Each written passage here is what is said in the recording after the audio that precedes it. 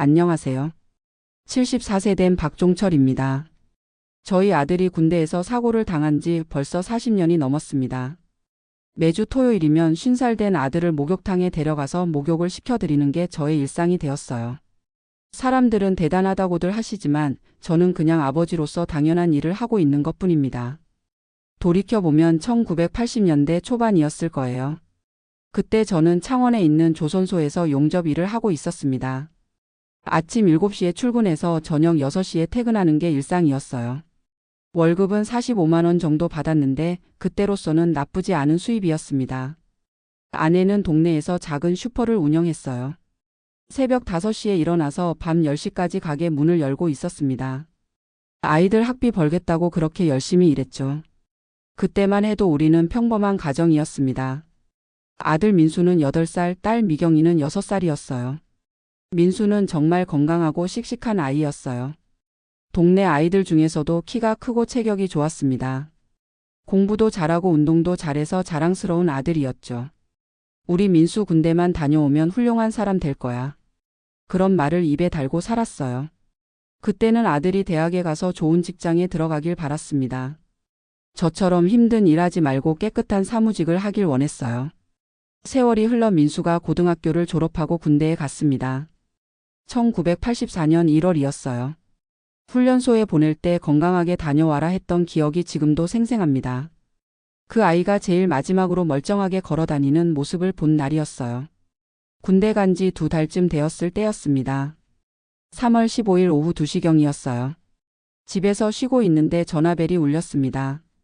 여보세요, 박민수 보호자세요? 네, 민수 아버지입니다. 부대에서 전화드립니다. 박민수 훈련병이 훈련 중 사고를 당했습니다. 그 순간 머리가 하얘졌어요. 어떤 사고입니까? 많이 다쳤습니까? 지금 응급실에 있습니다. 빨리 오시기 바랍니다. 전화기를 떨어뜨리고 주저앉았어요. 아내와 함께 병원으로 달려갔습니다. 5시간을 차를 타고 달려가는 동안 온갖 생각이 다 들었어요. 혹시 다리를 다쳤나, 팔을 다쳤나, 아니면 머리를.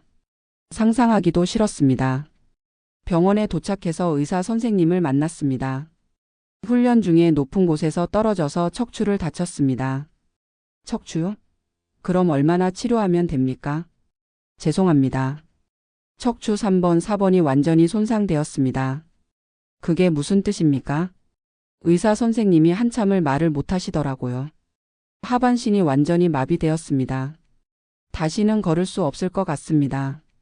그 말을 듣는 순간 온 세상이 무너지는 것 같았어요. 아내는 그 자리에서 기절했습니다. 아들을 만났을 때의 그 모습을 잊을 수가 없어요. 침대에 누워서 아무것도 느끼지 못하는 다리를 바라보고 있는 민수.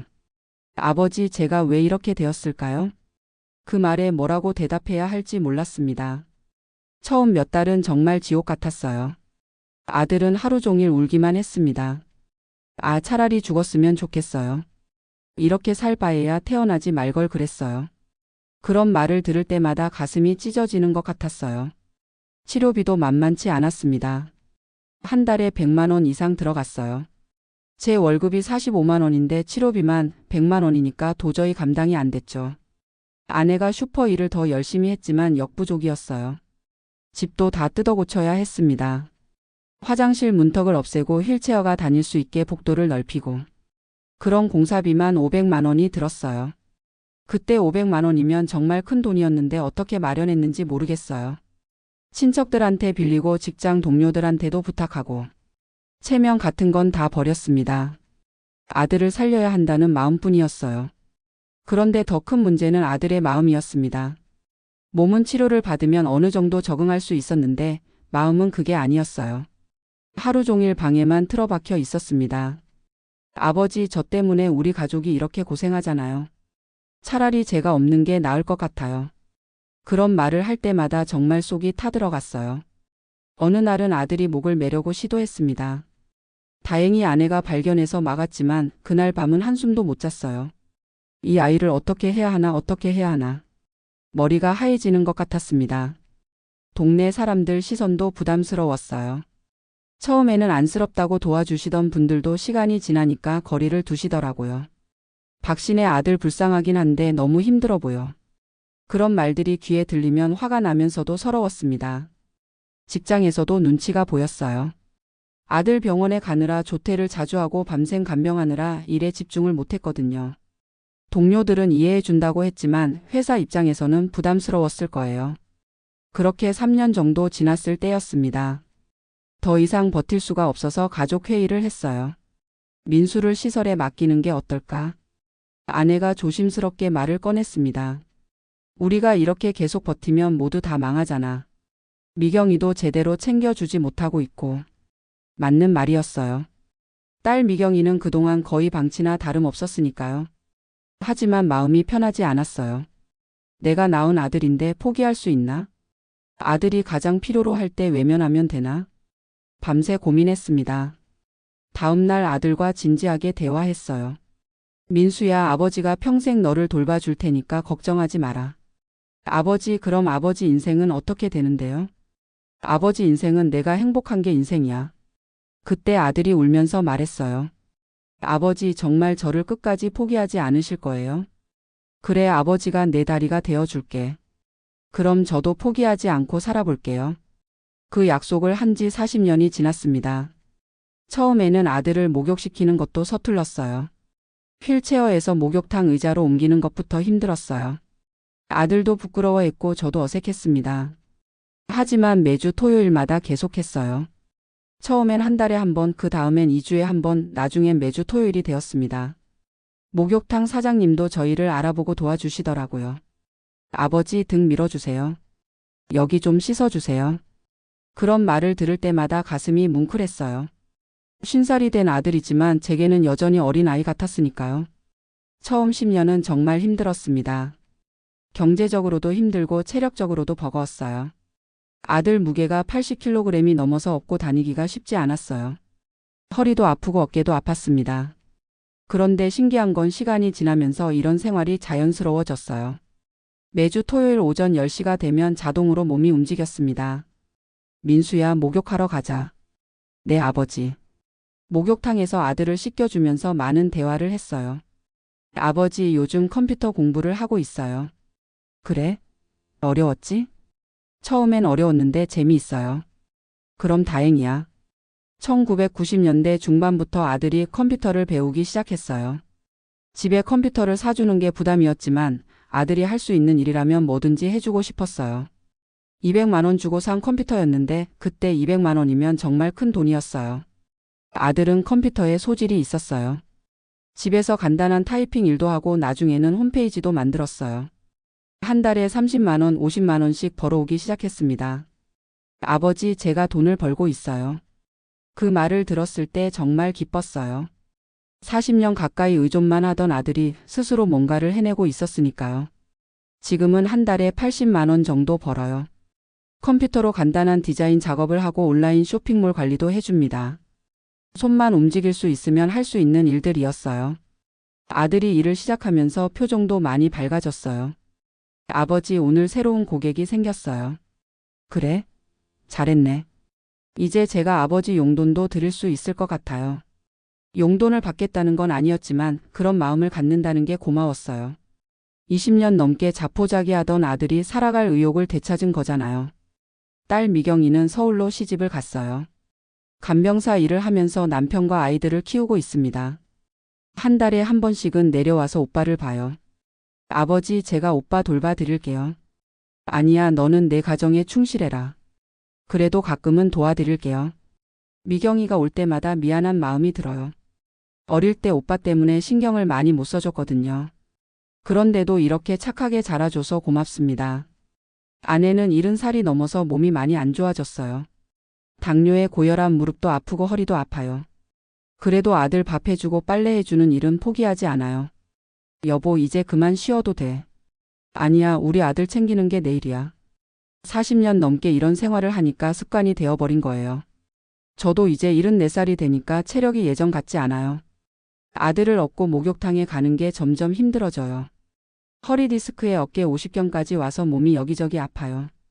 그래도 매주 토요일만큼은 빠뜨리지 않아요. 아버지, 힘드시면 안 가셔도 돼요. 아니야, 이게 우리의 약속이잖아. 아들도 이제 알아요. 제가 얼마나 힘든지 말이에요. 목욕탕에서 아들을 씻겨주면서 생각해요. 이 아이가 저보다 먼저 가면 어떻게 하지? 제가 먼저 가면 이 아이는 누가 돌봐주지? 그런 걱정이 요즘 많이 들어요. 경제적으로도 여전히 빠듯해요. 제 국민연금 52만 원, 아내 연금 28만 원, 기초연금 52만 원. 여기에 아들이 버는 80만 원까지 합쳐서 한 달에 212만 원이에요. 생활비로 120만 원, 병원비로 60만 원, 기타 비용으로 30만 원. 거의 210만 원이 나가니까 저축은 꿈도 못 꿔요. 그래도 빚이 없으니까 다행이라고 생각해요. 사람들이 물어봐요. 40년 동안 어떻게 포기하지 않으셨어요? 힘들지 않으셨어요? 힘들지 않았다면 거짓말이에요. 수없이 포기하고 싶었고 때로는 원망도 했어요. 왜 우리 아들이 이런 일을 당해야 했나? 다른 집 아들들은 다 잘만 사는데. 하지만 그럴 때마다 생각했어요. 내가 포기하면 이 아이는 어떻게 살아? 세상에 부모 말고 누가 끝까지 책임져 줄 거야? 그런 생각이 들면 다시 힘이 났어요. 목욕탕에서 아들이 가끔 이런 말을 해요. 아버지 고맙습니다. 뭘 고마워하냐? 제가 이렇게 살 수 있는 건 아버지 때문이에요. 그런 말을 들으면 40년 동안의 모든 고생이 보상받는 것 같아요. 아, 내가 헛된 인생을 산 게 아니구나. 이 아이가 행복하다면 그걸로 충분하구나. 요즘에는 다른 장애인 가족들과도 자주 만나요. 비슷한 처지에 있는 분들끼리 모여서 서로 위로하고 격려해요. 우리가 끝까지 책임져야죠. 그게 부모 역할이에요. 젊은 부모들한테는 이런 말을 해줘요. 절망하지 마세요. 시간이 모든 걸 해결해 줄 거예요. 포기하지 마시고 끝까지 함께 해주세요. 그 아이에게는 부모가 전부예요. 처음엔 막막하기만 했는데 시간이 지나고 보니 다 길이 있더라고요. 아들이 컴퓨터 일을 할 줄 누가 알았겠어요? 그림도 잘 그리고 바둑도 곧잘 둬요. 건강한 사람들이 할 수 없는 일들을 오히려 잘하더라고요. 하루 종일 집에 있으니까 집중력이 좋아졌어요. 한 가지 일을 시작하면 끝까지 해내는 끈기도 생겼고요. 지금도 매주 토요일이면 아들과 목욕탕에 가요. 예전보다는 힘들지만 그래도 갈 수 있을 때까지는 계속할 생각이에요. 아들도 아버지 힘드시면 그만하셔도 돼요라고 하지만 저는 계속하고 싶어요. 목욕탕에서 아들과 나누는 시간이 저한테는 정말 소중해요. 세상 모든 걱정을 다 잊고 오직 아들만 생각하는 시간이거든요. 등 좀 밀어드릴까? 발가락 사이사이 깨끗하게 씻어주자. 그런 시간들이 쌓여서 40년이 되었어요. 계산해 보니까 목욕탕에만 2,000번 넘게 갔네요. 한 번도 빼먹지 않고 말이에요. 아들도 이제 50살이 되었지만 저한테는 여전히 어린아이예요. 아버지, 오늘 날씨가 좋네요. 그러게 목욕하고 나면 더 시원할 거야. 아버지 덕분에 제가 이렇게 살고 있어요. 그런 말을 들을 때마다 생각해요. 아, 내가 이 세상에 온 이유가 이거구나. 이 아이를 돌보라고 하느님이 저를 보내신 거구나. 요즘 들어 더 그런 생각이 들어요.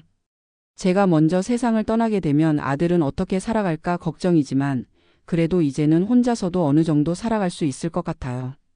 컴퓨터 일도 할 수 있고 기본적인 생활도 스스로 할 수 있으니까요. 물론 목욕은 누군가 도움이 필요하겠지만 딸이 있으니까 괜찮을 거예요. 혹시 이런 처지에 계신 분들이 있다면 꼭 말씀드리고 싶어요. 절망하지 마세요. 포기하지 마세요. 끝까지 함께 해주세요. 처음에는 절망스럽고 막막해 보여도 시간이 지나면 길이 보여요. 그 아이만의 특별한 재능이 분명히 있을 거예요. 부모가 끝까지 믿어주고 지켜주면 아이도 포기하지 않고 살아갈 거예요. 40년 전 그 절망적인 순간에 누군가 저한테 이런 말을 해줬다면 얼마나 좋았을까요? 괜찮습니다. 다 잘 될 거예요. 그 아이는 분명 행복하게 살 수 있을 거예요. 지금 제가 그런 말을 해드리고 싶어요. 괜찮습니다. 다 잘 될 거예요. 그 아이는 분명 행복하게 살 수 있을 거예요. 부모의 사랑에는 끝이 없어요. 조건도 없고 기한도 없어요. 그냥 사랑하는 것만으로도 충분해요. 매주 토요일 목욕탕에서 아들을 씻겨주면서 저는 행복해요. 힘들지만 행복해요. 이게 제 인생이고 제가 선택한 길이에요. 앞으로도 건강이 허락하는 한 계속할 거예요. 우리 아들과 함께 목욕탕에 가는 그 시간만큼은 절대 포기할 수 없어요. 그게 저와 아들의 약속이니까요. 40년 전 그 절망적인 순간에 했던 약속. 아버지가 평생 너를 지켜줄게. 그 약속을 지키며 살아온 40년이었어요. 앞으로도 그 약속을 지키며 살아갈 거예요. 우리 아들이 행복할 수 있도록 말이에요. 그게 아버지의 역할이니까요.